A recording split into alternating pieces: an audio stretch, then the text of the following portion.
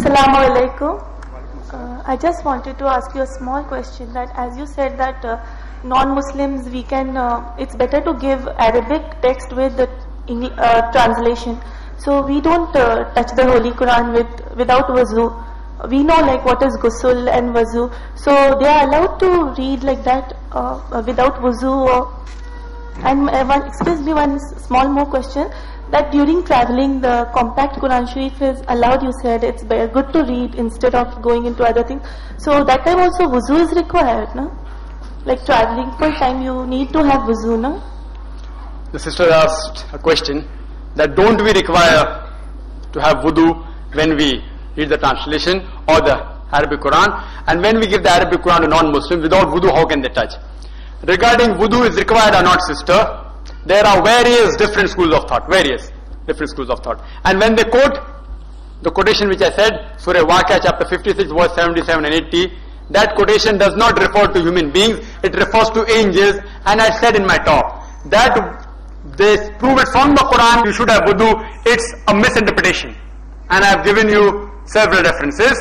It actually refers to the angels, it doesn't refer to human beings. But there are different schools of thought. For example, the Hanafi, the Shafi, the Maliki, the Hanbali, each one have their different school of thought. The Hanafi says that you cannot touch without wuzu, but if it's covered with a piece of cloth, you can touch it. Some Hanafi scholars say that the cover itself, the hard cover itself comes in between, so you can touch the Quran without a cloth, but with the cover. Some say you can touch the Quran, but not the Arabic text. Various views. Among the Shafi scholars say that you cannot touch without wudu, even if it has a cover. Various views. Malikis say somewhat similar, but the Malikis say that if a student wants to learn the Quran, and if a teacher wants to teach the Quran, even without wudu they can touch. Even if they are in the stage of danaba, of ceremonial impurities, the Maliki school of thought says that you can touch. If he is a student who wants to learn the Quran, and if he is a teacher who wants to teach the Quran. Because otherwise, the ladies who are doing hifz of the Quran, they will forget within the few days. Different school of thought. Hanbali is different school of thought. If you analyze that even the Zahiri school of thought, what they say, and Ibn Hazm, he has discussed this thing in detail. According to Ibn Hazm, he says there is no prerequisite, there is no condition at all for touching the Quran. But naturally all scholars agreed, wudu is preferable. But according to Ibn Hazm, he has quoted several hadith, several Quranic references saying there is no authentic hadith which clearly specifies that any condition is required. You can even touch the Quran without wudu, you can even touch if you are in ceremonial impurities. According to Ibn Hazm, various different opinions. But if you analyze that even the hadith with the scholars quote of the Muwatta, that you should be tahirin, the person should be tahirin, pure. If you analyze the Arabic word, it actually means those who are pure. It does not refer to those who are in wuzu only. And this comment you can find in Sayyid Abul Ala Maududi, in Dawud al-Quran of Shams Pirzada, in Ibn Qasir, in Zamakhshari, in various. That it refers mainly that you should not be in ceremonial impurities. Even if you agree that the hadith is sahih, that tahirin means that you should not be in ceremonial impurity.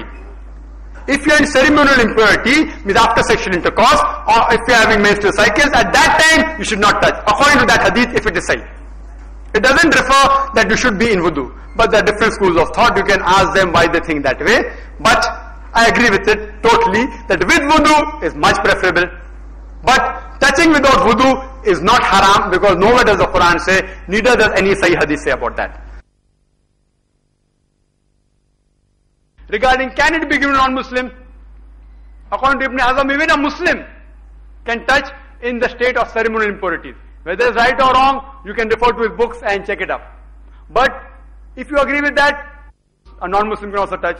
But my main argument which I put forward, as the Quran says, reason with the people with hikmah. Udu ila sabili rabbika bil hikmah wal ma'uzat al hasana wajadilum billati asan. From Surah Nahl chapter 16 verse 125 he says, invite all to the way of the Lord with wisdom and beautiful preaching, and argue with them and reason with them in the ways that are best and most gracious. If you analyze, the Quran gives a challenge. One of the challenges I mentioned in the answer to Alif Lam Mim, that try and produce a surah like the Holy Quran. If all the human beings got together, the Quran says in Surah Isra chapter 17 verse number 88, that if all the human beings got together, along with the jinns, they will not be able to produce the like of the Quran.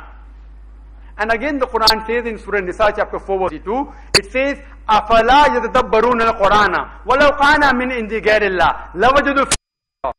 Do not they consider the Quran with care? Had it been from anyone besides Allah, there would have been many contradictions. There would have been many discrepancies. So Quran gives the challenge to those who don't believe in the Quran, the non-Muslims, that do you not consider the Quran with care? Had it been from anyone besides Allah, there would have been contradictions. So when the non-Muslim has to consider the Quran, when Allah gives the challenge, but naturally he has to hold it in the hand. He can't check whether the Quran has contradiction or without holding it. So when Allah gives the challenge to them, and if they can hold it, then who are we to stop them? And if Allah holds me responsible on the day of judgment, I said in my talk, I will be in the company of my beloved Prophet. When the beloved Prophet can give verses of the Quran to non-Muslim, do you think you're more holier than the Prophet? You're more holier than the Prophet? Prophet gave verses of the Quran to non-Muslims. So why can't we give?